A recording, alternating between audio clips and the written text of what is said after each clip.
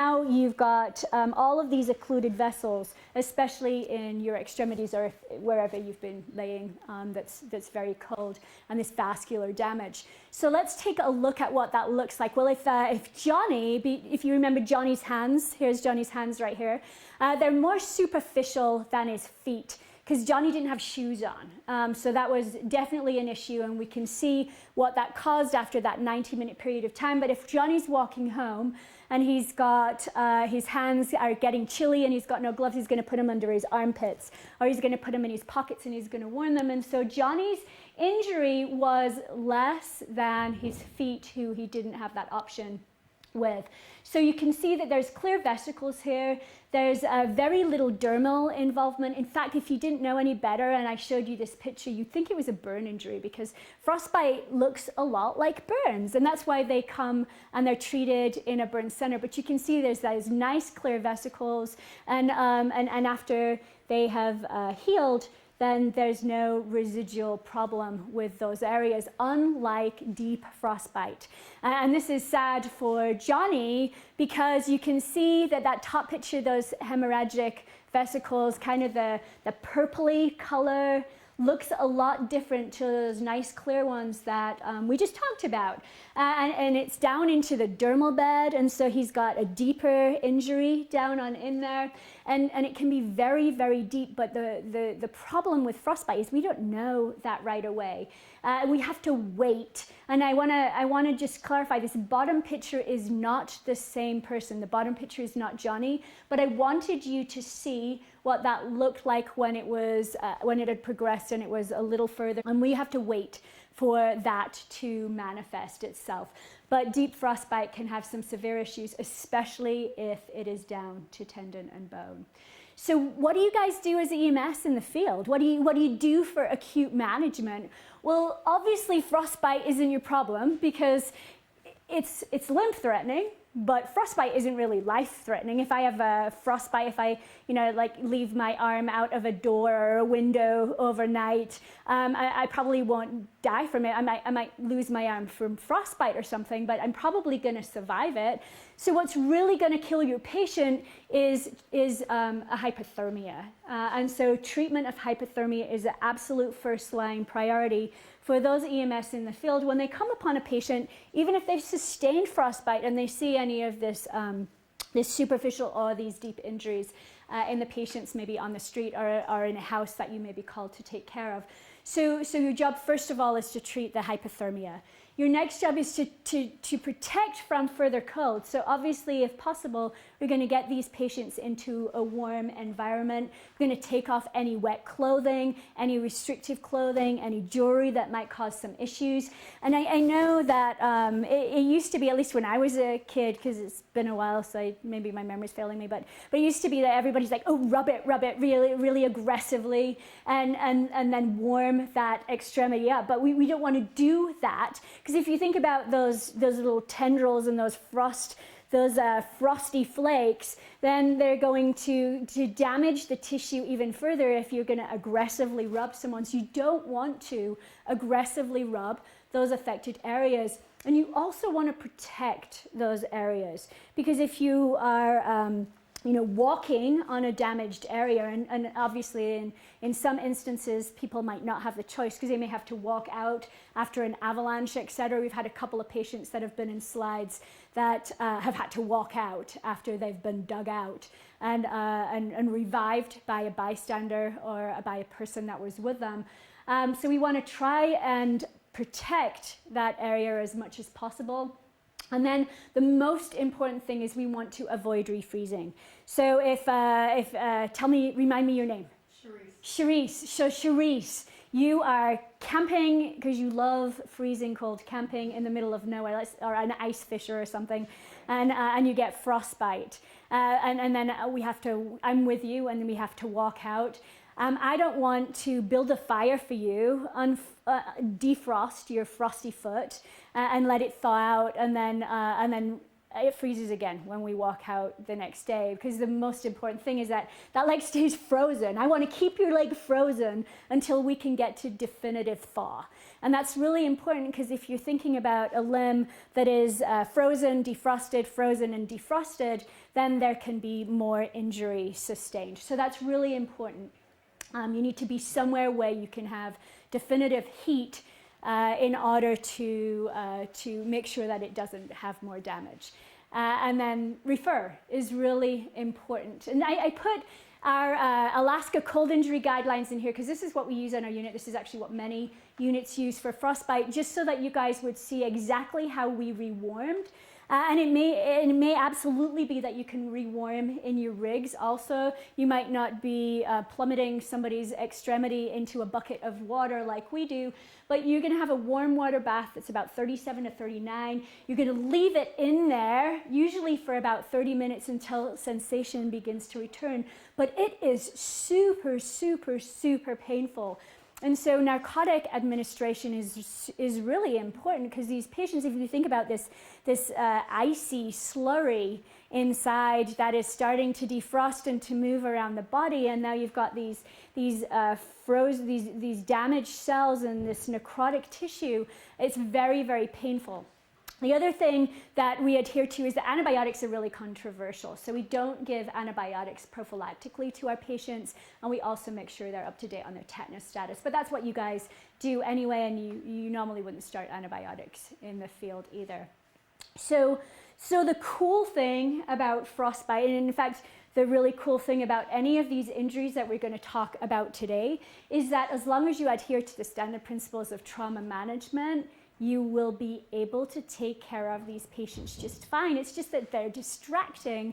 And as a frostbite and burns and necrotizing fasciitis, which we're going to talk about, and then electrical and lightning injuries, they're all very distracting, and they will take you away from what's really important. And what's really important is what's always really important, and those are your ABCDEs and your secondary assessment of your patient. So in these patients that are cold, there usually isn't an airway issue unless they're severely hypothermic.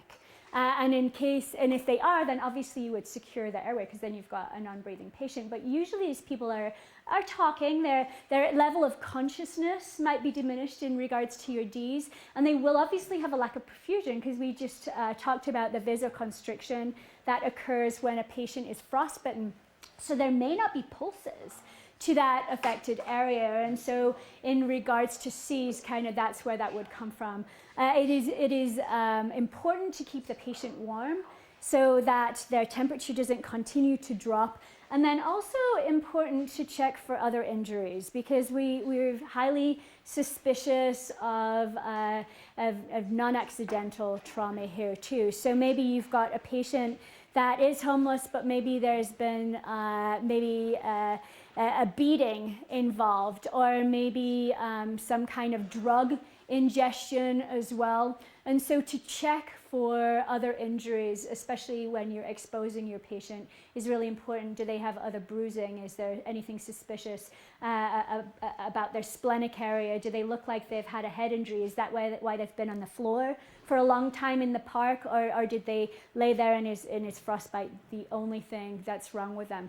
And so the history will also be really important, which you'll get in your secondary survey. So how long have they been in the park, and when did they start getting frostbite? Because we want to know if that's within about 24 hours. That's really important, and we'll talk about that in a minute.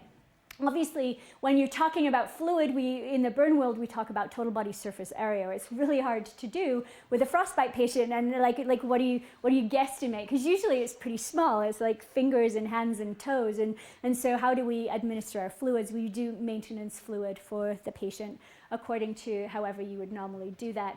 And then the other thing in your secondary survey would be to monitor for complications of rewarming. Because if you think about that frozen slushy moving through the body, that could also cause some additional complications. So to monitor for that, just as you would with any trauma patient, is imperative. So what are some of the main concepts that are necessarily, well, for you guys in downtown Salt Lake, they're going to be very different from the guys that are in St. George. I don't know whether if anyone gets frostbite in St. George, or let's just say Montana, because although there was a time when all the palm trees down in St. George were killed by some frost spell. I know, because I was talking to Steve ACUTE down there. But anyway, so the most important thing is to look at how long it's been since your patient sustained frostbite. Because if they're close to 24 hours, that's really important, because if they are less than 24 hours, we can do an angiography on them, we can see perfusion, and you can see those bottom two pictures. This is a female that was wandering around in non-warm attire on her feet. You can see there's a lack of perfusion in that left picture to her toes, and then after she has had TPA, she now has perfusion to her toes, but we cannot administer thrombolytics if it has been over 24 hours. So we cannot bring that, we cannot reopen those coagulated vessels if it has been over 24 hours. So if your patient is up in Montana and you're watching this from a different state, then it would be really great to coordinate with the burn center, because if your patient's not going to be down for over 24 hours, then perhaps those thrombolytics can be given wherever the patient is being stabilized prior to transfer. But again, if you're downtown Salt Lake, that might not be an issue unless the patient has been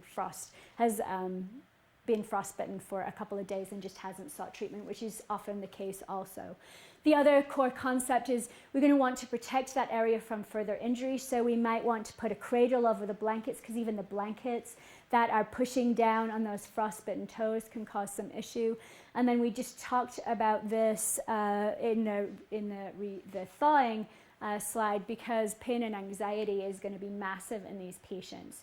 So where, you know, if you have this limb that has got these kind of purplish lesions and blisters, and you can't feel your fingers and they're all swollen, it's going to increase your anxiety, increase your blood pressure, and it's going to be difficult to maintain pain and anxiety control because the patient's looking at it. So to cover those injuries would be really important. So let's take a look at Johnny's hospital course.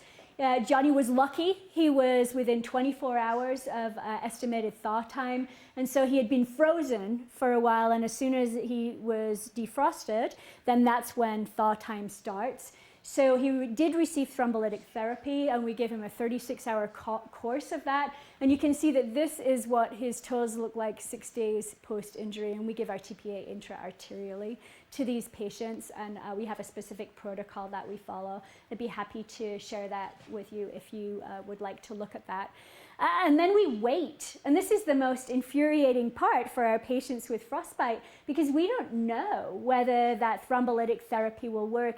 And the tragedy is sometimes, even though we obtain perfusion in those extremities, it doesn't mean that the patient won't have continual residual pain. So kind of like a phantom pain in those areas, so they may still have long-term consequences, even if they keep their toes or their fingers. So that can be very challenging, but our hospital courses, we wait. And we sit on it until we know definitively what needs to be grafted or amputated and what does not, because we definitely don't want to amputate something too early, because if we amputate something too early, it might never have needed to be amputated in the first place.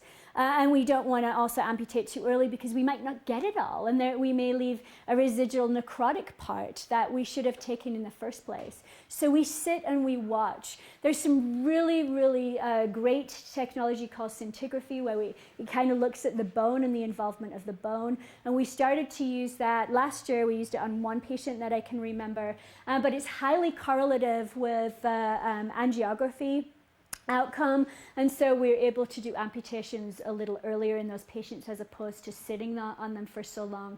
But we're still playing with that and helping to utilize it in the treatment of our patients on the unit. So you can see that Johnny was really, really lucky. He had autografting to bilateral feet. You can see the lower areas in that bottom picture that are pretty necrotic, just like our burn injuries end up looking. He did have one toe that was amputated and was able to follow up and have rehab with that, but he stayed with us for 6 weeks, and that is nothing. He was young and he was healthy. You know, if we have a patient who's an older patient, especially if we're talking about our homeless population, with a big lack of resources, where are we going to discharge those patients to? And the reality is we discharge them to 4th Street or we discharge them to the street. And so they need to stay with us until they can sustain their lifestyle, and it's really, really tragic. I mean, I think about, you know, the patients that come in that are young and that are healthy and have plenty of resources, and they have families to support them, but are homeless on the street. If they lose a leg and they have an amputation and they're on the street, how do they walk to their tent? How do they navigate the streets? How do they do anything? And we've had patients that have had bilateral amputations as a result of frostbite that have gone back to the street. So Johnny was really lucky, but many others are not. And so to avoid frostbite in the first place by providing education is really important. And we work with our 4th Street Clinic, and we do a drive every year for socks. And then we go out on the streets, or we give them to the 4th Street medic, who then distributes them to the homeless population so that they at least have dry socks. Because if they have a pair of dry socks in their bag, even if their shoes are maybe a little wet, they can put a bag in their shoe and they can put on their dry socks, and they can prevent something that has lifelong consequences, even though it's in a really small area. But it's tragic, and it is life-changing for the patients that sustain it. The other thing that I really want to point out in this picture is the food, partly because I didn't eat lunch yet, but partly because if you don't eat well, then you're not going to heal your wounds. And it doesn't matter whether it's frostbite or it's a burn injury. It doesn't matter. If you don't have a good diet, then you're not going to heal your wounds. And that's important, especially in our homeless population too. So we have to make sure we don't discharge those patients too early, because where are they going to get that nutrition from? So that's imperative also. I put in an available resource, and this is a big plug for our website too. So crisisstandardsofcare.utah.edu is a website that has resources just like this on, and I love this. And there are other resources that are just like this that talk about burn injury also. But this is 1st-degree frostbite or frost snip. It's very superficial. It goes through the picture. What does it look like? What are its characteristics? What are its course? And then what is the intervention and the care that is required for this? And this is specifically for providers, but it's also a good reminder to anyone. In some of these pictures, we go out and we show them to the homeless. Hey, does your foot look like this? Can I see your foot? Do we need to get you into 4th Street? Can we get you into the burn center so that we can avoid an amputation and maybe catch it when it's just a superficial injury? But these resources are really great.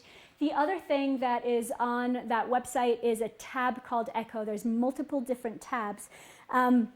And some of them have guidelines for care of the burn patient on any regular day. Some have guidelines for the care of the burn patient on a disaster day. And if we're talking about the care of the many as opposed to the care of the one, that care is a little bit different. So those guidelines are a little different.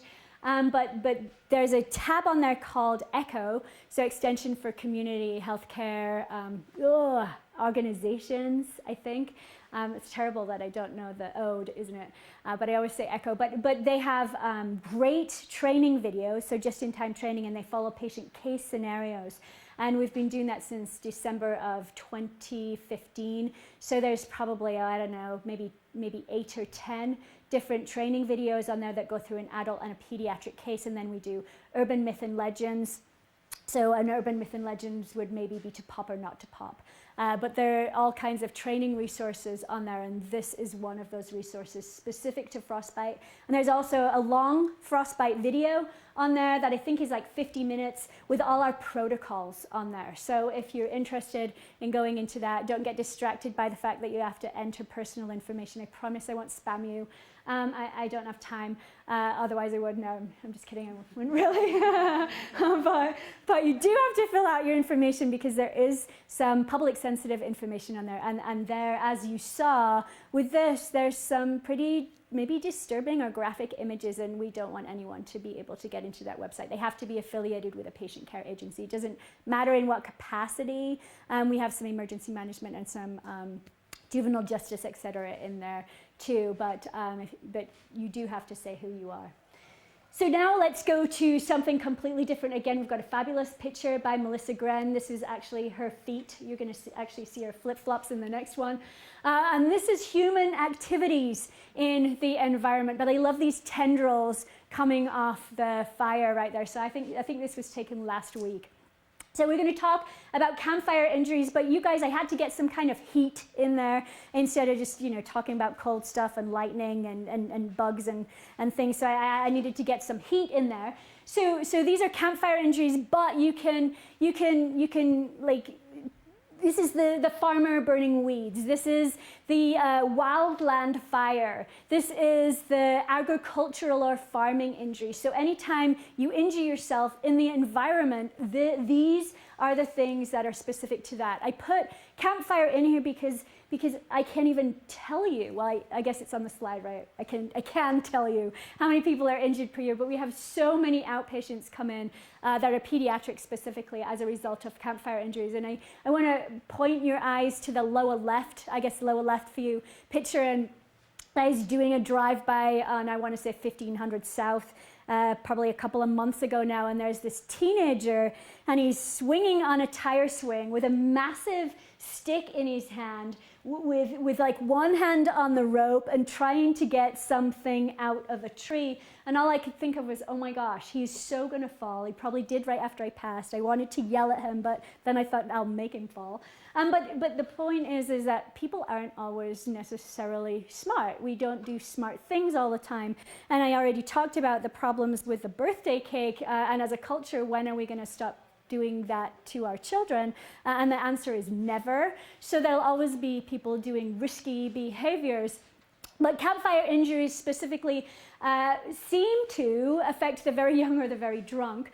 And I say that only because we have many men that are listening, but 70% of the injuries that we see on our unit are male, and that's been something that has been consistent, one of the only things that's been consistent in the 26 years I've been there.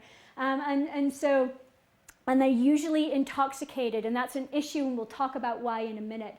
And then 74% of children's camping injuries are campfire related, and it goes back to the birthday candle, right? So you've got this person that's as big as my knee, and my knee's very short because I'm very short, and they toddle up usually with a backpack on because their family is just setting up shop in some campground, and the person just evacuated because, especially in the summer, campgrounds are very busy, and so as soon as you can, you go into your campground, and the embers are hot, and they stay hot for a long period of time, but now the adults are all setting up shop, and they're all laughing and joking and putting up their tent, and there's this toddler roaming around with a big old head and a backpack on, and the first place they gravitate toward is the fire pit, because it's, fire, ooh, pretty, and then they fall in it with their big old heads, and kids are definitely not as smart as adults, thankfully, although that's debatable too. But they lay there, and they're not, unlike an adult. As an adult, we would like roll out of it right away, and we'd be like, oh, that's totally hot. But a little guy, he sits there for a while, and he's like, oh man, that's hot. Shall I cry? Shall I get out? Shall I roll? I think I'll just scream. And so they're in a heated environment for a longer period of time. And as you guys know, with a burn injury, the longer the contact with the heat, the greater the depth of injury sustained. So that can be very problematic. And that's why campfire injuries are such an issue, because oftentimes they burn pediatrics really deep. I have a I'm not affiliated with Budweiser. I had a disclaimer on my front slide, but there's a can of beer in the upper right. And then if we talk about, our intoxicated patient, again, they don't make wise decisions and they jump over the campfire oftentimes. And it's not that females are out of the picture, but I've never seen a female jump over a campfire, number one, or at least if they have, they didn't land in it. They probably are on the outside going, yes, honey, let me hold your beer while you jump so that I can watch you.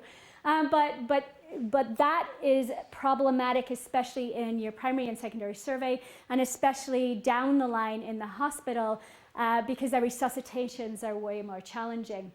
So people that land in a campfire, or people that are in a wildland fire, or those that maybe sustain a farming or an agricultural injury, airway can be a problem. It depends on the extent of the injury. So obviously, if I'm 2 and I only go in with my chin and my fingers, the airway may or may not be an issue. But if I'm 35 and I end up falling in the fire, intoxicated, and I'm rolling around in it, and I sustain a larger injury, you bet airway could be an issue. Specifically if I'm up in the Uintas and my transport time to definitive care is longer, because as you guys know, with burn injury, the swelling occurs over a period of time. So my airway, which is the size of my pinky, may be fine initially, but because I've breathed in that heat, that smoke, because I've maybe gone in face first, because I have sustained a bigger injury, and the edema formation is directly correlative with the burn size.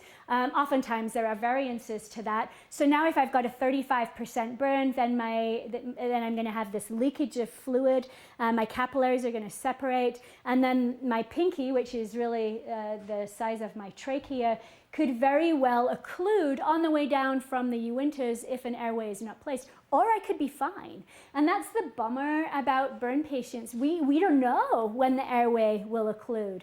And so we will never ever dog anyone in the field. Our doctors will not say anything for putting an airway in a patient that you guys felt was needed. But, the alternative is not putting an airway when it is needed, because then how are you gonna oxygenate your patient? So airway can be a problem, especially with peds that go in with big old heads, because now my pinky, I'm awful at math, so I don't know how many diameters it is across. But if I'm 1, my pinky's a lot smaller, so if that equates to my trachea, then it could be a problem with swelling occluding the airway a lot earlier. The other thing as we're going through our ABCs is to remember the initial fluid start rates. It's really easy to overestimate a burn size. I just taught a class recently, and the folks in there were saying 45 and 50 and 38% when the burn was actually only about 25%. So why does size matter? Well, size matters in a burn because it's directly correlative with the amount of fluid that is given to the patient. And so to remember the initial start rates on the primary survey is important, because you might not get to the secondary survey, right? I mean, the primary survey is not a place to estimate TBSA. The primary survey is a place for you to think to yourself, hey, is my patient going to survive the next 5 minutes? And if they're not, what do I need to do to prevent them from dying? And so initial fluid start rates in an adult would be placing your IV and starting at 500. In those below the age of 5, the rate would be 125, and between the age of 5 and 13, it's 250. And those are recommendations from the American Burn Association. So that's our start rates, and we'll talk through that in a minute, and I'll show you a slide with that on. Deficits could be a problem. If I'm intoxicated, I might not remember, right? And so that could cause some issues in your primary survey. Maybe these patients might not be the most compliant when you guys are trying to take care of them in the field. And then temperature is an issue, because if I'm drunk, then I am going to think falling in a fire might be funny. And I might not get help right away. I might crawl into the tent, or I might crawl into the back of my truck. And I might stay there for a while until I sober up a little bit, and then I realize, oh, I'm burned. And so now, because our skin protects us and helps us to maintain body temperature, now because I've lost my skin, I'm going to lose my body temperature, and I'm going to become hypothermic. And that's a problem because temperature is tissue. You know, the brain has, you know, time is tissue and time is brain and heart stuff. So I put temperature as tissue because if we can get warmth to an area that has a lack of perfusion, then we can maybe prevent that zone of stasis. And that zone of stasis is the area that can't make up its mind whether it's going to be deep or not. So we've got usually an area that is definitive. It will be deep. We've got an area around the outside that will get better no matter what is done to the patient. We've got an area that's undecided. That's called the zone of stasis. But if I can influence the zone of stasis, and I can perfuse the patient with adequate fluids, and I can make sure the patient is kept warm, then perhaps I can influence that, and the depth of injury will be less overall than if I did not. So that's really important. And then in your secondary survey, this is where we calculate the total body surface area, because this is where we're like, oh, our patient's going to survive, so I can ask them the sample survey, or at least I can breathe a little bit and try and figure out what their burn size is. But the primary survey, we do not do TBSA. That is not a place to figure out your calculations, and your calculations would occur when your patient is doing all right in the secondary survey. But if I'm an adult and you start my fluid at 500 and I'm in the Uintas and you don't get me out of that primary survey for a couple of hours, at least I haven't had liters and liters and liters of fluid, which is what people want to give to burn patients. And in me, it probably wouldn't make a difference. I might just urinate a lot, and hopefully I have a Foley, because otherwise that's going to be an issue. But on a small child or an elderly person, that fluid could kill them. And we'll talk about why in a minute. So here is our starting rates for fluid. So we've got our pre-hospital administration. We've got our implementation of the primary survey.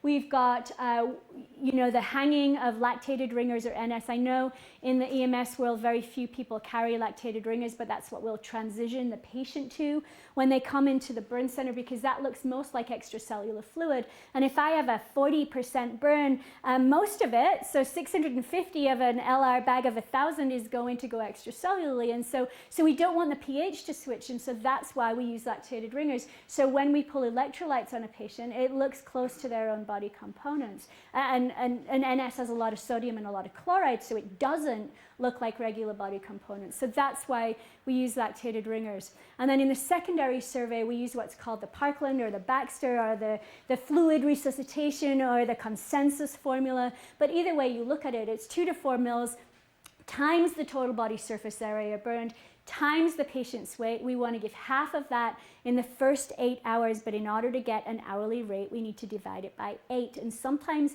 that's not very much. So you could, if I have a 9% burn and you start me at 500, maybe when you get to my secondary survey, you're turning that down to 150. Because I don't need very much because I've only got an arm burned. But if I have a 50% burn, you're giving me 2 large bore IVs. So that's kind of how that variance is. And on our unit, we use 4.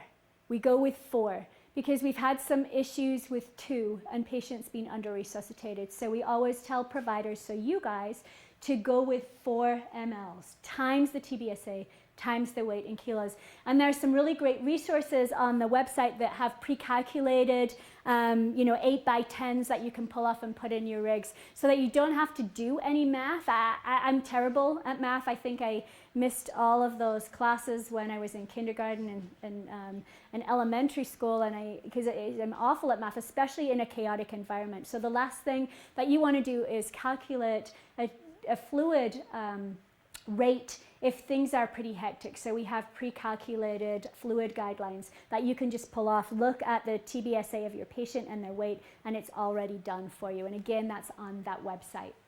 So the core concepts necessary for packaging and transport, I have my daughter wrapped up in bubble wrap. Keep the patient warm. And remember they're leaking. That is not beer in front of her. I know it looks like it. It is like some kind of iced tea thing. It also looks like urine. It's not urine. I really want to point that out.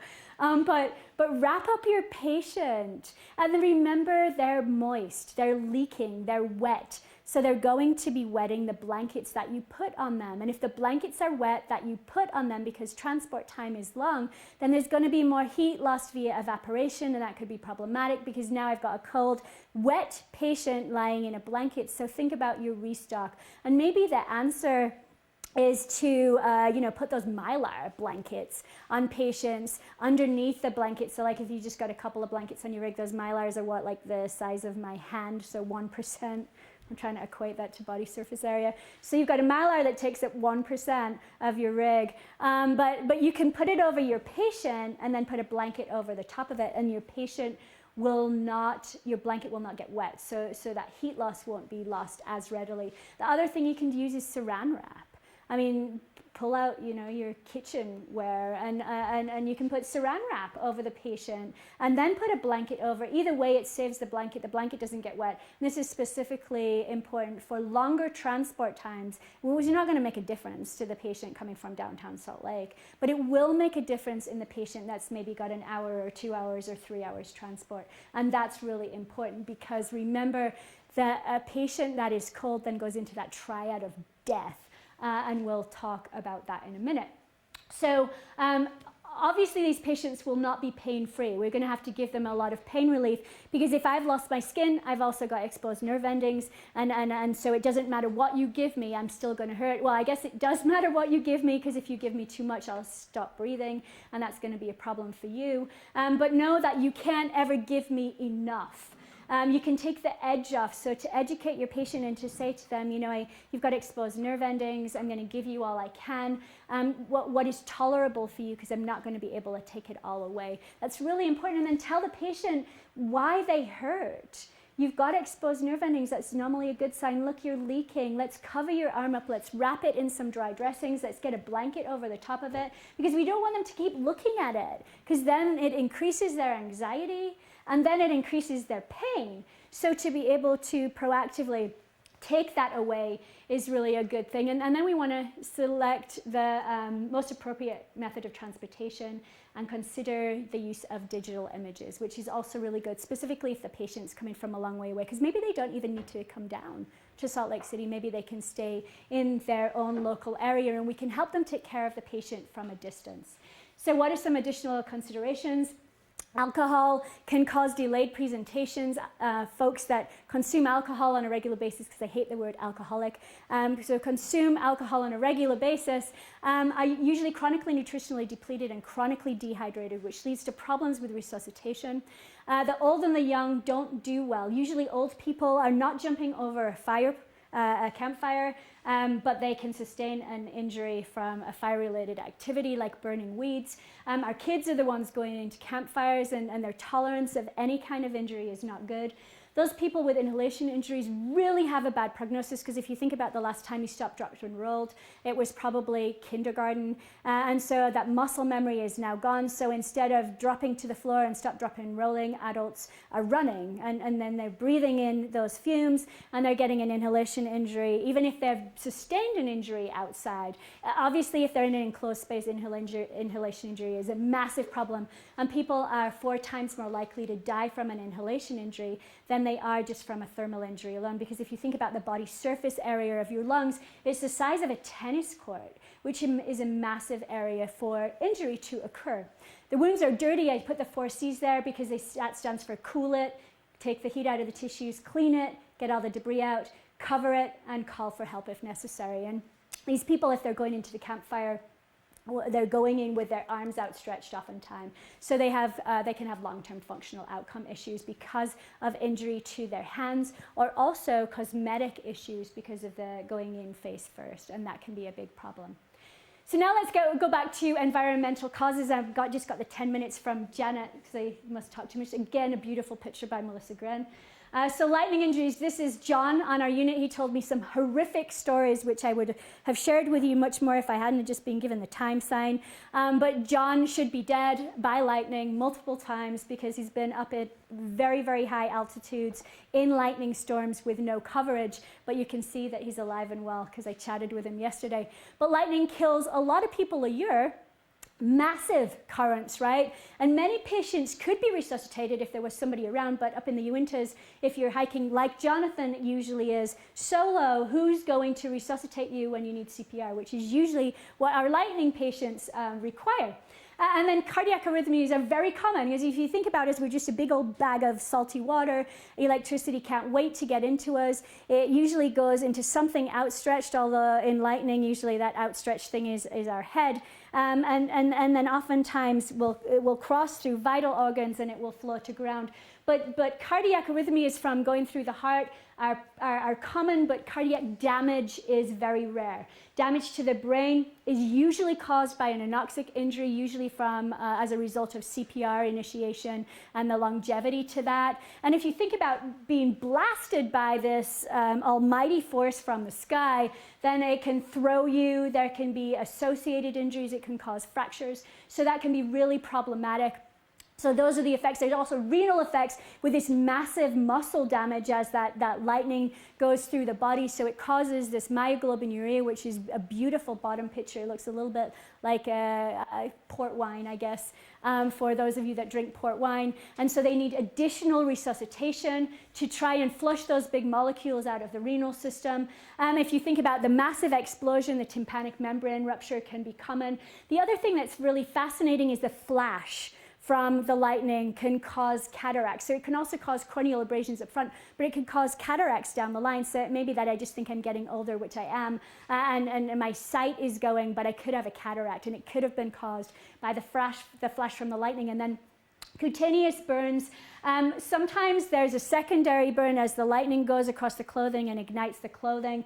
There can be what's called splatter burns, and that's the other word for that is aberration, as the current passes along a wet body and looks kind of like a fern-like pattern, and it can have some deep injuries, but oftentimes it's just a really light splattering. But true electrical conduction is very rare, because usually if somebody has a big injury from a lightning, they're dead, right? They've got such a significant lightning strike that they're dead. But this is a true electrical injury, and you can see it's just the tip of the iceberg. The upper right is presentation. Then the middle is as we surgically debride the area that's dead. You can see there's exposed bone and tendon, but you can't graft over bone and tendon. We can do some flaps, but it depends on the degree of injury whether that is something that can be managed. So you can see in the bottom picture we have an amputation of that arm. So standard principles of trauma management, again, manage the airway. If the patient has an airway issue, intubate. Fluids will be a problem because TBSA is difficult to estimate, but the initial starting will be 500 on an adult, just like we already talked about. There could be a deficit, right? If the patient has needed CPR, they could be anoxic, they may be not rousable, they could be somnolent, they may be confused. A lot of our teenagers that are struck, especially while playing ball, are definitely confused for a long period of time, although they usually go on to do okay. And then the patient warmth is really important. The patients will be in shock. And there's this great triad of death, and the triad of death is hypothermia, coagulopathy, and acidosis that we're talking about now. And there's a lot of research on that in regards to keep your patient warm, or they survive to the hospital, but their morbidity and their mortality is increased, and so they don't survive to discharge. So keeping the patient warm is imperative. And then again, in your secondary survey, it's very difficult to estimate TBSA with an electrical injury. How do you do it? Again, it's the tip of the iceberg. So we use the rule of nines, but it's not necessarily accurate. In 30 to 40% of the cases, it doesn't even work, even if it's not an electrical injury. And then cover the wounds up so these patients can't see them, especially if you're not intubating them, and then provide pain and anxiety relief, just like we've already talked about. But this can be very, very concerning, and it is very distracting for you. Remember, tachycardia is a normal response to this kind of injury. If your patient is bradycardic, it's probably not a good sign. And again, remember, these patients require a lot of pain medications. Be really careful with that. And then always traumatic injury will take precedence in these patients. They may have been thrown. They may have a head injury. They may have a ruptured spleen. They may have a bleed that you can't see. And if they are hypotensive, it is probably as a result of that, not from what you're seeing. But what you're seeing will distract you, as you saw in that picture. And that is problematic. And that's what distracts us from the standard principles of trauma management. So burn patients won't be in shock, not for usually the first 60 minutes or so. Don't get distracted. Be vigilant for associated injuries, specifically because this is a massive force. And then the patient might not be truthful about what they were doing in the first place. Maybe they were doing something illegally, and that has been an issue too. And not that that factors into the care, but the story that they give to you on scene might become important as other things are disclosed down the line. So we're going to finish up with a mixed bag of polymicrobial yuck. Again, photos by Melissa Gren, and then the other ones by Jolene Whitney. But I just thought it was a beautiful tree picture, and it reminded me of all kinds of spores and microbes that are in our environment.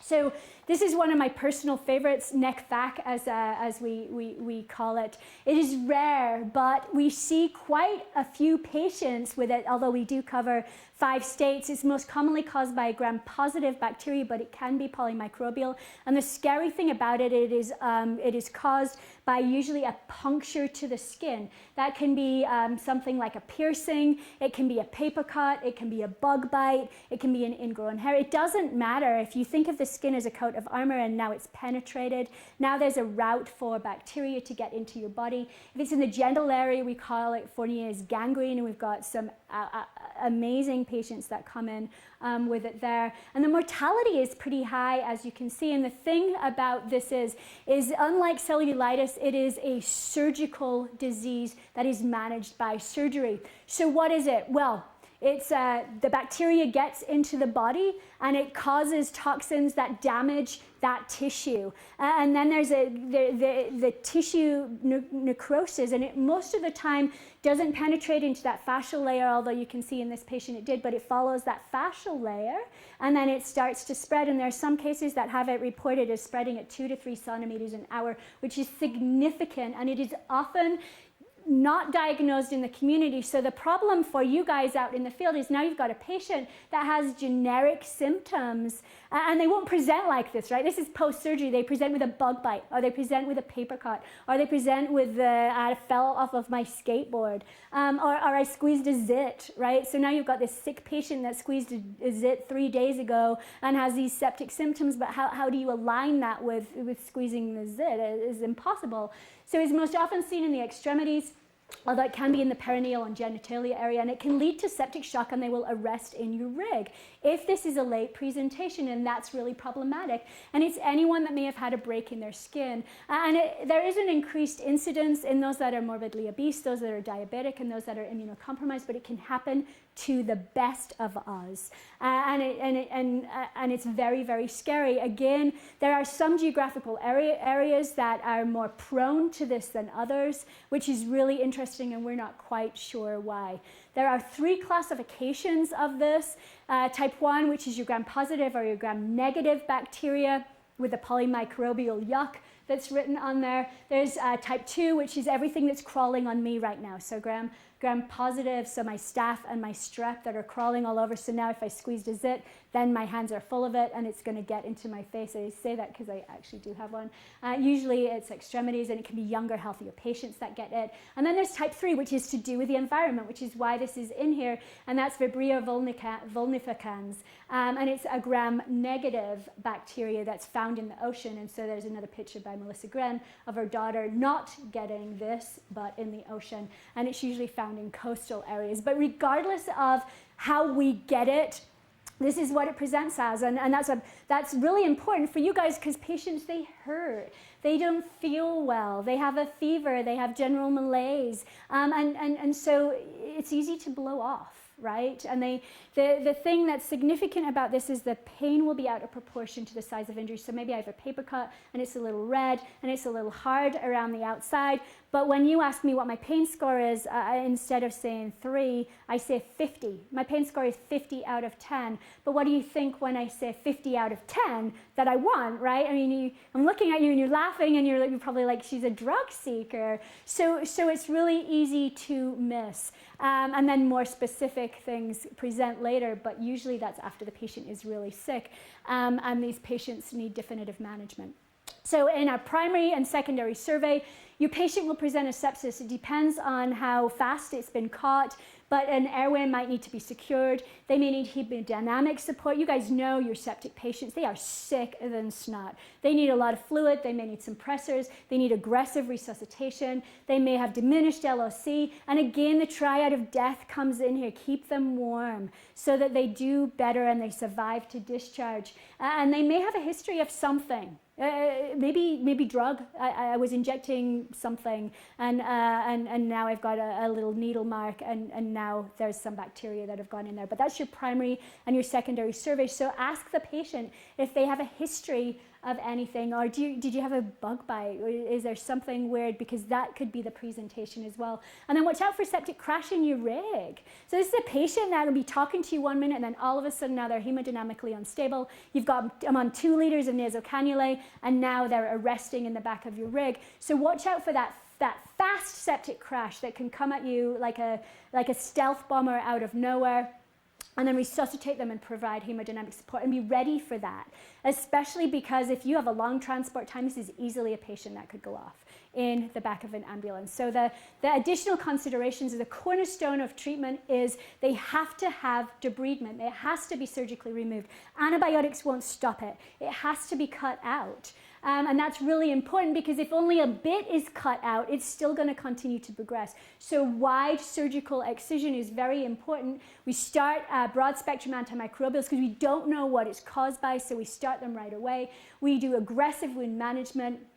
And then the problem with this is if it's missed, then oftentimes the extremity might need to be amputated, which can cause some long-term rehabilitation issues, specifically for the young and for the old, but actually now for any age. We've had some teenagers that have had bilateral amputations, and that's tragic. That's tragic. So that's additional considerations. So I'm not getting any timeline, but I can see it's time. Janet's giving me that look.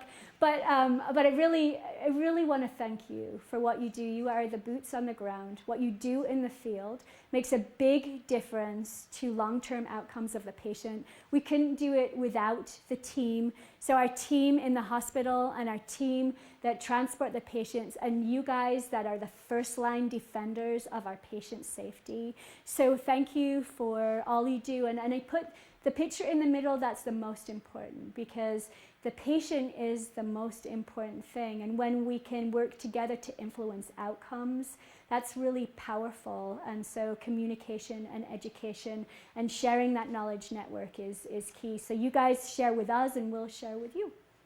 Thanks.